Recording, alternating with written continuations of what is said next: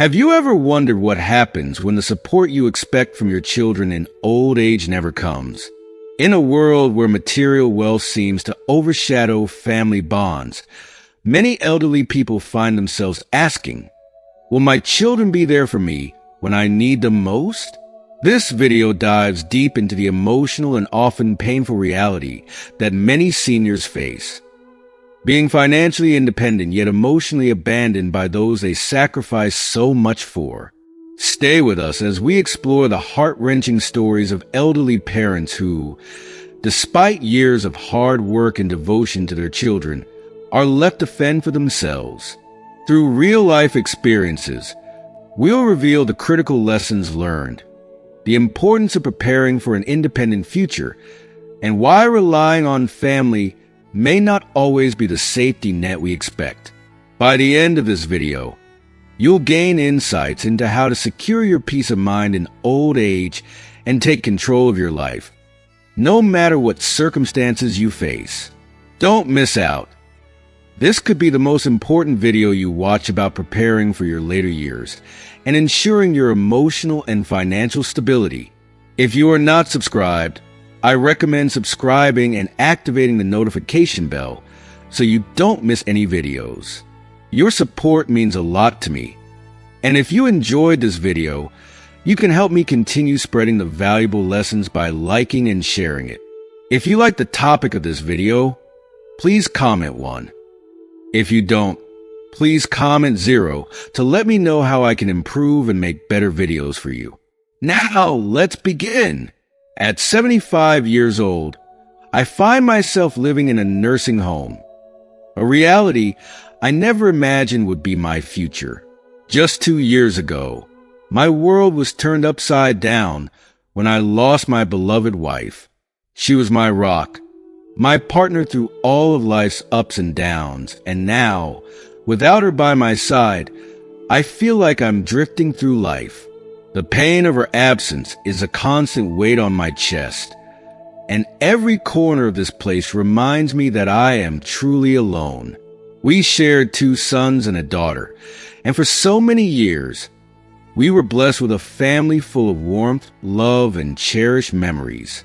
I can still remember the sounds of laughter echoing through our home, the holidays we spent together, and the feeling that we were building something lasting. Back then, my wife and I poured our hearts into providing for our children. We worked tirelessly, often sacrificing our own needs so they could have a bright future. We believed that one day in our old age, they would be there for us, just as we had always been there for them. But life has a way of surprising you. As our children grew older, they started families of their own, and little by little, the closeness we once shared began to fade. They became wrapped up in their own lives, and my wife and I found ourselves on the outside looking in. At first, I didn't notice it as much.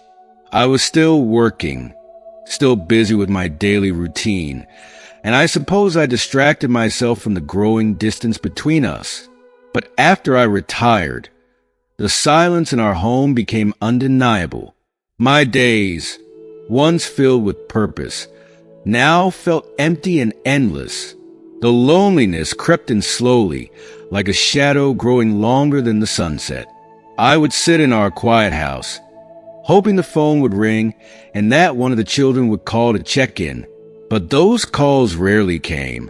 The visits, once a regular joy, became more and more infrequent until they were almost non-existent. I understood that they had their responsibilities and their own lives to manage. But even though I understood, it didn't stop the ache inside me.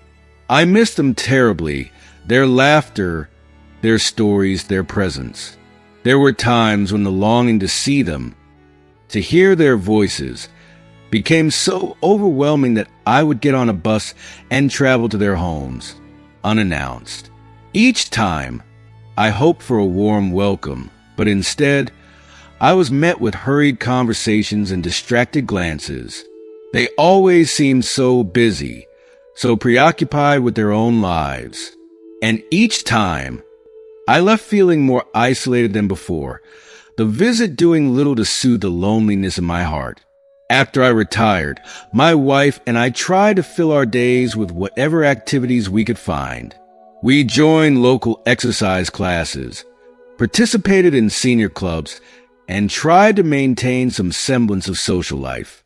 We were fortunate to have a pension of 250,000 yen per month, which gave us enough financial comfort to live without worrying about money.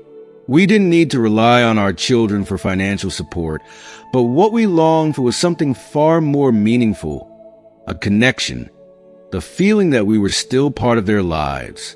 But life continued to pull them away, and the visits became rarer. The phone calls almost non-existent. Then, 2 years ago, everything changed in an instant. My wife fell ill suddenly, and her decline was rapid. Losing her was like losing a part of myself, a wound that never quite heals. The home we had shared for so many years, filled with memories of our life together, felt unbearably empty without her. It became harder and harder to get through the days, and the nights were even worse. I struggled with the silence, with the constant reminder that I was alone. If you are still watching this video and find these lessons useful, please comment one below to let me know that you are still here with me. It was around this time that our children, who had been so absent before, started to visit more often. At first, I was grateful, thinking that they were finally stepping up to be there for me in this difficult time. But it didn't take long for me to realize that their visits weren't out of concern for me, but out of a sense of obligation. One day, I overheard them talking in hushed voices, discussing who would take care of me now that I was alone. My heart sank as I listened to them. Deep down, I had always hoped that one of my children would offer to take me in, to give me a place in their home. I thought that surely after all my wife and I had done for them, they would want to help me in my time of need. But the reality was much harsher than I had expected. My eldest son said their house was too small, and they didn't have the financial means to support me. My second son explained that he lived with his wife's parents, and it wouldn't be convenient to take me in. And my youngest son, the one I always thought would be there for me, told me flatly that he was too busy with work to take care of me. At that moment, something inside me shattered. I realized with painful clarity that I couldn't rely on my children. I had spent my life raising them, loving them, and supporting them, but now, in my time of need, I was on my own. It was a bitter pill to swallow, but I knew I had to face the truth. I couldn't depend on anyone but myself to figure out how I would spend the rest of my days. I went over the savings my wife and I had carefully put aside, and with our pension, I began to make plans. I knew I couldn't continue living alone in the house. It was too big and too quiet, and I was terrified of falling ill with no one around to help me. The idea of a nursing home had always been something I tried to avoid, but now, it seemed like my only option. I made the difficult decision to sell the house, the home my wife and I had built together, where we had raised our children and shared so many happy years. It was a painful choice, but I knew it was the right one. With the money from the sale, I moved into a nursing home where I would have the care and support I needed. When I told my children about my decision, I expected them to understand and maybe even support me. Instead, they were upset. They didn't want me to sell the house. They said it was full of memories, a place too precious to let go. But as I listened to their protests, I realized they weren't upset because of me. They were upset because of the house. They weren't worried about my future or my well-being. They were worried about losing the house, the memories tied to it, the physical reminder of our family. Not one of them offered to take me in, and not one of them suggested any alternatives. They just didn't want me to sell the house. But I knew what I had to do. I sold the house for 30 million yen, deposited the money into a savings account, and used it to pay for my new life here at the nursing home. It's not the life I had hoped for, not the future I imagined for myself, but I've come to terms with it. I've learned that in the end, you can't always rely on others, even your children. You have to make the choices that are best for you, even if they're hard, even if they hurt. The loneliness is still there. It never truly goes away, but I've learned to live with it. I'm finding my way, one day at a time. Living in the facility turned out to be far more comfortable than I had anticipated. Initially, the idea of leaving the home my wife and I had shared for so many years filled me with dread, but surprisingly, the transition brought unexpected peace. I found myself surrounded by others in similar situations, people who had also experienced the complexities of aging, loss, and family dynamics. It was comforting to know that I wasn't alone in feeling abandoned or overlooked by loved ones. We shared our stories and our struggles, and over time, the suffocating loneliness I had felt for so long began to fade. I made friends, formed connections, and slowly realized that life, even at this stage, could still hold new relationships and joy. Meanwhile, my children began to feel the weight of guilt. The decision to place me in the facility had not sat well with our extended family, and my children were met with judgment and disdain from relatives who couldn't understand why they hadn't taken me in themselves. I know their intentions weren't malicious, but the family pressure finally pushed them to reconsider their actions. Their guilt eventually transformed into regret, and as a result, they started visiting me regularly. Each week, one of them would come to see me, and though these visits were scheduled and brief, they brought a sense of closeness that had been missing for so long. It was far from perfect, but it was something, a reminder that, in their way, my children still cared. In a strange twist of fate, living my old age without financial worries turned out to be a blessing I hadn't fully appreciated. The stability that came with not having to rely on my children for money brought me a deep sense of peace, a kind of freedom I hadn't realized I was missing. I could make my own decisions, live on my terms, and focus on what truly mattered to me without feeling like a burden. It was an immense relief to know that I had control over my life, and that I could stand on my own even at this stage.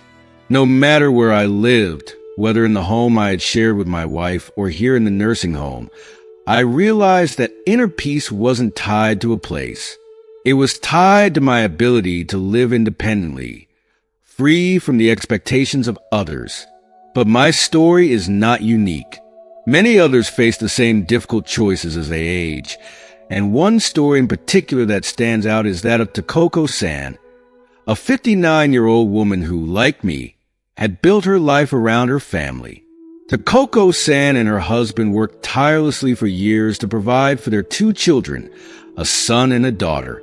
After years of sacrifice and hard work, they were able to build their dream home, a place filled with warmth, love, and the promise of a stable future. For a while, life was everything they had hoped it would be. Their children grew up in a loving home, and they all lived together as a happy family. But, as is so often the case, life had other plans. When their children reached adulthood and began pursuing their paths, tragedy struck. Toco-san's husband passed away suddenly, leaving her to navigate life alone. The loss was devastating, but Toco-san, ever the devoted mother, poured all of her energy into her children. She found solace in them, especially in her son, who had grown up to be the pride of her life. Financially, she was stable. She received a pension of 150,000 yen per month, which allowed her to live comfortably without having to depend on her children for her daily expenses. The home she and her husband had built together became a sanctuary, a place that grounded her in the years following his death. But as time passed, things began to change. Her son got married, and soon after, he and his wife started discussing the possibility of moving to a new home. They argued that their current house, the one filled with so many memories, wasn't suitable for raising children.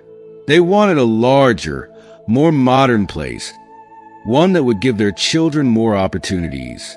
Like any mother, Toco-san wanted the best for her son and her grandchildren, and after much persuasion, she made a heart-wrenching decision. She sold the family home, the very place she had built with her husband for their future, and gave the entire 10 million yen from the sale to her son and his wife so they could buy a new house. She had hoped that by sacrificing the home, she would secure a brighter future for her family. But life, once again, had other plans. The new house they purchased was far smaller than anticipated, and instead of easing their financial burdens, it added to them. Her son and his family found themselves in more debt than before, and their dreams of a better life started to crumble. As they struggled to make ends meet, Toco-san was drawn deeper into their world of difficulties. She began giving her son almost all of her pension, 100,000 yen each month, to help him manage the mounting bills. She kept nothing for herself and spent her days caring for her grandchildren, trying to ease the strain on her son's family. Her life, once filled with hope and dreams for the future, had now become a cycle of giving, of sacrificing her well-being for the sake of her children and grandchildren. The home she had once cherished was gone, and with it, the stability and security she had worked so hard to build. What was left was a life of dependency, not financial or physical, but emotional. She gave and gave, expecting nothing in return. But what she didn't realize was that in doing so, she was losing a part of herself. If you are still watching this video and find these lessons useful, please comment 2 below to let me know that you are still here with me. As the years passed, Toco-san began to feel the inevitable toll that aging takes on the body. Tasks that once seemed simple, cooking, cleaning, and most of all, taking care of her grandchildren, became more difficult with each passing day. One afternoon, exhausted and aching, she mustered the courage to tell her son that it was becoming too hard for her to keep up with the demands of caring for his children. She expected sympathy, maybe even understanding, but what she received was anything but that. Her son, rather than acknowledging her struggles, lashed out in frustration. His words, sharp and cutting, pierced her heart. He told her that they could no longer live together, and that she should find another place to live. Toco-san was devastated. It felt like a betrayal from the very family she had sacrificed so much for. The son she had given her heart, soul, and financial security to was now pushing her out of the home, abandoning her when she needed him the most. Shocked and heartbroken, she had no choice but to leave his house. But the pain didn't end there. Desperate and unsure of where to turn, she sought help from her daughter. Surely, she thought, her daughter would offer her a place to stay or at least a kind word. But instead, she was met with a coldness that cut even deeper than her son's harsh words. "You sold the house for your son, but you didn't leave anything for us. Why are you coming to us now?" her daughter asked, the words echoing into Toco-san's mind like a cruel, unforgiving sentence. At that moment, it became clear to her that her existence had lost its value in the eyes of her children. She felt utterly abandoned, as though the decades she had spent nurturing, providing, and loving her children now meant nothing. The realization that her children, the very people she had devoted her life to, had turned their backs on her was a shock she never imagined she would face in her old age. With nowhere else to turn, Toco-san rented a small, modest apartment and began living on her own. Fortunately, her pension was enough to cover her basic living expenses, allowing her to survive without relying on anyone. But she could never shake the deep regret that haunted her. She had given everything, her home, her money, her time, to her children in the hope that it would bring them closer, that they would care for her as she had cared for them. But in doing so, she had neglected to leave anything for herself. Through this painful experience, she realized that no matter how much you give to others, you must always save something for yourself. You must never pour all of your resources, emotional, financial, or physical, into others, expecting them to return the favor. It was a lesson learned too late, but one that she hoped would resonate with others. Looking back on my own life, I am reminded of how things played out differently for me, though I too was no stranger to hardship. When I started receiving my pension, I found that life became easier than I had anticipated. Having always been naturally hardworking and unable to sit still, I was thrilled when an old friend reached out to offer me a consulting position at his new company. The work was easy for me, a chance to put my many years of experience to use, and the job paid an additional 200,000 yen per month. This extra income was a blessing. My wife and I were able to live comfortably without financial stress, and we even managed to grow our savings. Unlike Toco-san, we didn't need to rely on our children for support, and this independence brought us a sense of pride and security. Despite this financial surplus, my wife, ever the cautious one, advised me against sharing our financial situation with others. She feared that people might take advantage of us if they knew we were in a good position. At first, I didn't fully understand her reasoning. I wanted to share our success, to let others know that we were doing well, especially my son, who had been struggling with car loans and business difficulties. I thought that by telling him, I might ease his worries. But my wife was firm in her belief that it was better to protect ourselves and not invite trouble by revealing too much. She believed that by keeping our finances private, we could shield ourselves from potential deception or exploitation. At first, I resisted, wanting to help my son as I had always done. But after giving it more thought, I realized my wife was right. We had worked too hard to risk losing our financial security, and it wasn't our responsibility to take on our children's burdens, especially when we had already done so much. In the end, I decided not to share the details of our financial situation with my son, choosing instead to follow my wife's advice and protect our future. Toco-san's story and mine serve as powerful reminders that, in old age, it's crucial to strike a balance between helping others and taking care of yourself. It's natural to want to support your children, but at the end of the day, you must ensure that you have enough left to support yourself. You can't pour from an empty cup. And as much as we may want to give, there are times when holding on to what we have is the greatest gift we can give to ourselves. One day, my son came to visit, and during our conversation, he casually asked about my pension. It was an innocent enough question, but before I could even begin to answer, my wife immediately jumped in and said it was around 50,000 yen per month, much less than the actual amount. I laughed awkwardly, feeling caught off guard, and avoided meeting his gaze. I could feel his curiosity growing, but before he could press further, my wife skillfully changed the subject.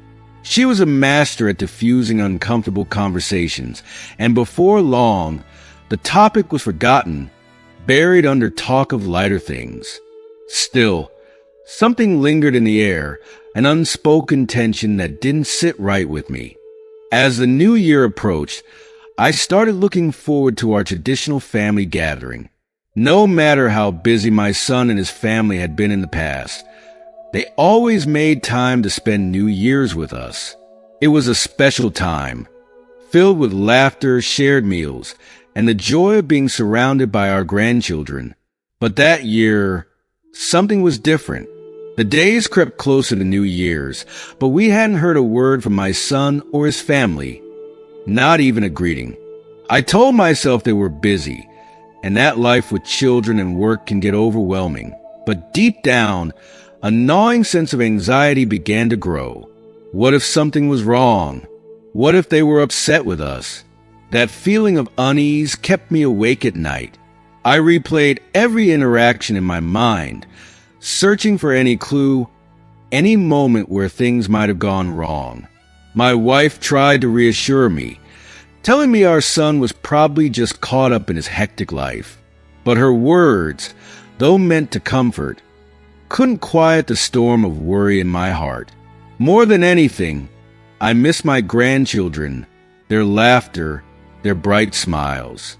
I longed to see them, to hold them, and feel that connection again. I called my son and asked if we could visit, and to my relief, he agreed. For a brief moment, my anxiety lifted. However, the relief was short-lived. When we arrived at the bus stop near my son's house, I called him, expecting him to pick us up as he usually did. But to my surprise, he said he was too busy and told us to take a taxi. It stung, but I pushed the feeling aside, convincing myself it was just a one-off inconvenience. When we finally arrived at his house, the welcome we received was far from what we had hoped for. My daughter-in-law was sitting on the sofa, engrossed in watching TV, and didn't even get up to greet us. There was no warmth, no excitement. Only the grandchildren, with their innocent smiles, came to greet us and help with our luggage. Their kindness brought a fleeting moment of joy. But by the end of the day, the coldness of my son and his wife was impossible to ignore. That evening, as we sat in uncomfortable silence, my son finally spoke words that would cut me deeply. He said, "If you're not willing to help us, don't expect anything from us in the future." I sat there, stunned, unable to comprehend how we had reached this point. His words echoed in my mind over and over, like a hammer striking a fragile heart. The son I had raised, the boy I had devoted my life to, was now speaking to me as if I were a burden. I felt a wave of hurt and confusion wash over me, and that night, my wife and I lay awake, our hearts heavy with the realization of just how much things had changed. If you are still watching this video and find these lessons useful, please comment 3 below to let me know that you are still here with me. The next morning, we quietly packed our belongings and left my son's house, the weight of the unspoken words hanging between us.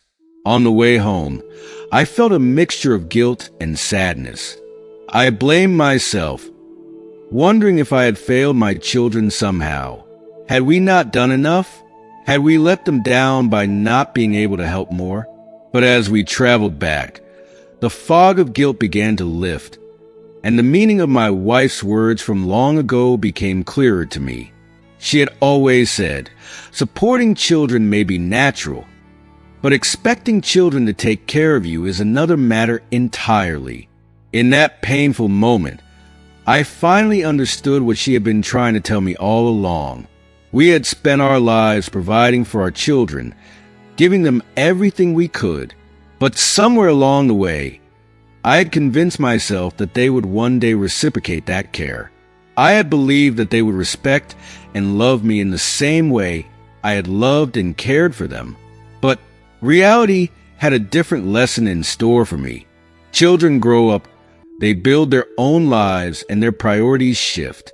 And sometimes, no matter how much you've given, they won't be there for you in the way you expect or hope.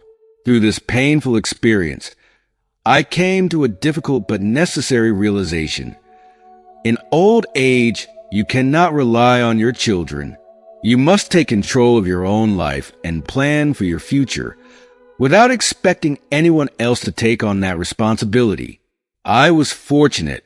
My wife and I had saved enough over the years to secure our independence. We didn't need to rely on our children financially, and for that, I was grateful. But this experience also made me realize that emotional reliance is just as dangerous. If you place all your hopes and expectations on your children, you set yourself up for heartache. As my wife had always said, if you don't want to leave your life in the hands of others, You must take control of it from the beginning. Those words, once just a passing piece of advice, now held profound meaning for me. It was up to us to decide our future, to ensure our well-being, and to live our lives on our terms. In the end, the greatest relief came not from what our children could offer us, but from the knowledge that we could stand on our own, even in old age. As we come to the end of this story, I hope it has resonated with you in some way. Life teaches us many lessons, especially as we grow older, and one of the most valuable is understanding the balance between supporting others and securing your independence. Whether it's about letting go of expectations or taking control of your future, there's always something to reflect on. Now, I'd like to ask you, what have you learned from this story? Is there one key takeaway that you plan to put into practice in your own life? Please share your thoughts in the comments below. I'd love to hear how this story has impacted you. If you like this video, please leave your comment below. And don't forget to like, share, and subscribe to our YouTube channel for more insightful content. Thank you for watching.